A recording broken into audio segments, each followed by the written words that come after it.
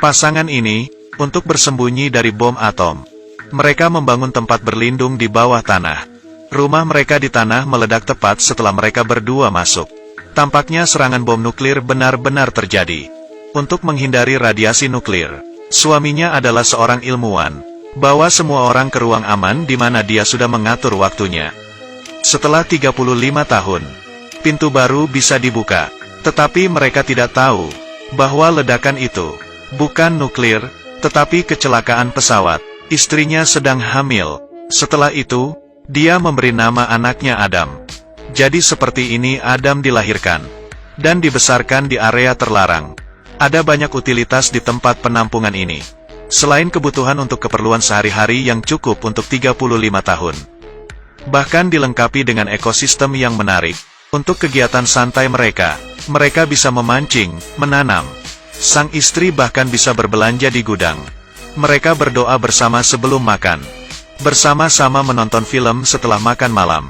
Meskipun mereka tinggal di bawah tanah dan terisolasi dengan dunia luar. Tetapi mereka masih hidup dengan sangat bahagia dan memuaskan. Sang ibu mengajari Adam cara etiket dan menari. Ayah mengajarinya tinju, bahasa asing, dan manajemen keuangan. Bahkan mengajari bocah itu tentang ruang bawah tanah dengan koleksi kartu favoritnya.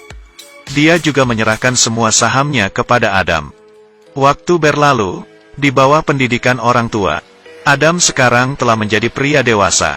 Pintu tempat penampungan juga akan dibuka. Tepat di hari ulang tahunnya yang ke-35.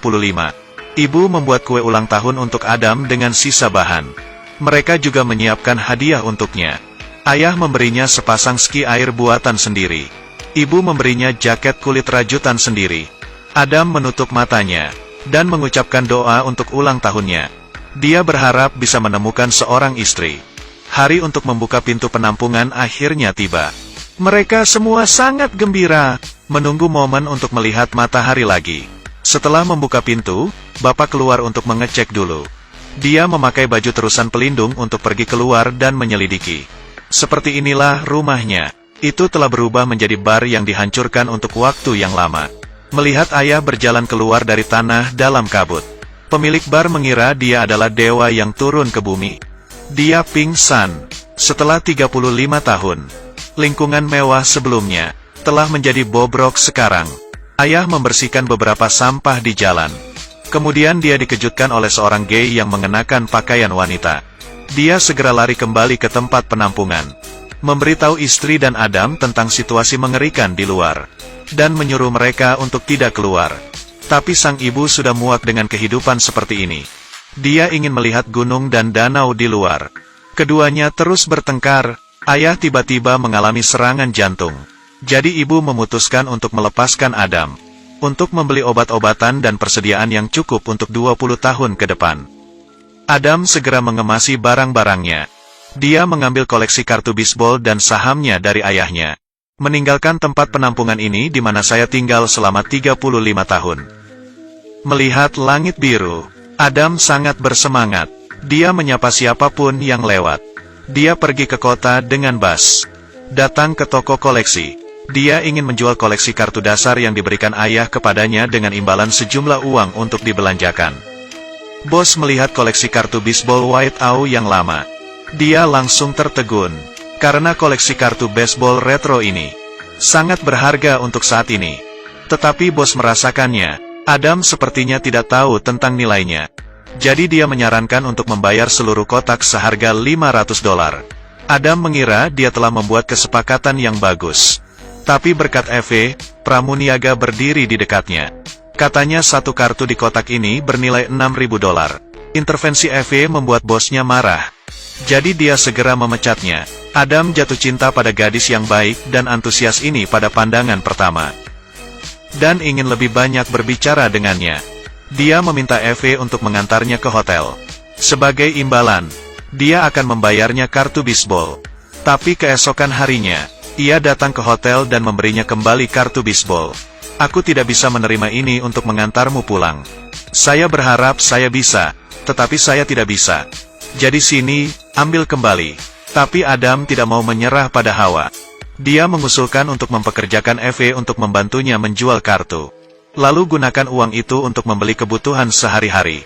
Menghadapi godaan gaji tinggi yang ditawarkan oleh Adam, Eve setuju. Mereka mulai berbelanja di gudang. Eve tidak ada ide, mengapa Adam membeli begitu banyak barang. Di matanya, Adam adalah anak laki-laki besar yang aneh. Setelah membeli semua persediaan, Adam meminta Hawa membantunya menemukan istri. Eve tidak bisa berkata apa-apa, tapi menurutinya. Sebenarnya, dalam beberapa hari terakhir bersamanya, bahkan juga tersentuh oleh bocah besar yang hangat dan polos ini. Adam penasaran tentang apapun. Dia meluncur dengan bebas, menyelam sendiri di laut dengan kegembiraan. Bahkan dia juga bermain dengan hujan. Tetapi orang tua dan saudara laki-laki Eve sama-sama gagal dalam pernikahan. Ini membuatnya tidak berani menerima Adam dengan mudah. Untuk mencarikan istri bagi Adam, Eve membawanya ke bar di malam hari. Tapi saat melihatnya bersama wanita lain, mengobrol, tertawa dan menari, bahkan secara tidak sadar merasa cemburu dan tidak nyaman. Ketika dia kembali ke rumah, temannya mengatakan Adam akan pergi dengan seorang wanita. Dia mencoba untuk berpura-pura tidak peduli, tapi tetaplah mencemaskan dan pergi mencari Adam. Tapi dia tidak menyangka Adam tiba-tiba muncul di belakangnya. Dia bahkan membuatnya takut untuk berguling. Setelah masuk ke dalam, Adam dengan hati-hati membersihkan luka untuk Eve. Dia dengan sepenuh hati mengakui perasaannya padanya. Setelah malam itu, Eve memahami pikirannya sendiri, dan akhirnya menerimanya. Tetapi pada saat ini, Adam memberitahu Eve tentang keluarganya. Ketika bom atom meledak di Los Angeles pada tahun 1962, orang tua saya pergi ke tempat penampungan bawah tanah. Itu juga tempat saya lahir. Saya ingin membawamu ke sana. Pergi ke tempat penampungan bawah tanah. Setelah mendengar apa yang dikatakan Adam, hanya memiliki satu pikiran. Dia sudah gila. Jadi dia cepat dan mengucapkan selamat tinggal pada Adam. Keesokan harinya, Adam dan temannya pergi. Menemukan pintu masuk rumahnya secara tidak sengaja. Dia pergi ke rumah Eve dengan senang hati. Ingin memberitahunya tentang kabar baik ini. Tapi Evan telah membawa psikiater. Mereka ingin membawa Adam untuk pemeriksaan. Adam lari dari mereka. Sebelum pergi, dia juga memberikan semua kartu bisbol yang tersisa kepada Eve. Adam akhirnya kembali ke rumah, bertemu dengan orang tuanya, dan dengan bantuan penjaga bar di atas, mengumpulkan orang untuk membantunya membawa persediaan yang dibeli dari gudang. Dan teman Eve juga ditemukan. Saham yang ditinggalkan Adam bernilai 10 juta uset, dan barang-barang yang digunakan Adam juga diproduksi 35 tahun yang lalu. Mereka mulai percaya, apa yang dikatakan Adam mungkin benar. Jadi mereka memutuskan untuk menemukan Adam. Tapi ini seperti menemukan jarum di tumpukan jerami. Keduanya tidak mendapat apa-apa dan merasa frustrasi. Eve dengan putus asa melihat orang-orang berjalan. Dia tidak tahu apakah dia bisa bertemu Adam lagi di masa depan. Dia merasa sangat sedih. Pada saat ini, Adam muncul di seberang jalan. Dia segera keluar dari mobil, memeluk dan menciumnya erat. Begitu saja, Adam membawa Eve ke tempat penampungan bawah tanah. Ibu menyambut Eve dengan hangat. Ayah, di sisi lain, diam-diam mengajari Adam beberapa pengetahuan yang diperlukan, agar orang tua lebih beradaptasi dengan kehidupan luar. Adam menukar beberapa saham dan kartu bisbol dengan uang, mulai berinvestasi di berbagai industri, dan membangun rumah besar di pinggiran. Sampai semuanya beres, dia membawa orang tuanya dari ruang bawah tanah ke rumah besar di pinggiran kota. Adam ingin memberi mereka waktu untuk beradaptasi dengan dunia luar. Dan sejujurnya tidak ada serangan bom nuklir sama sekali. Ibu senang melihat langit lagi. Sebagai seorang ilmuwan, ayah masih skeptis tentang segala hal di luar. Saat ibu sibuk dengan masakannya, dia diam-diam mengukur ukuran halaman, merencanakan area untuk tempat penampungan berikutnya.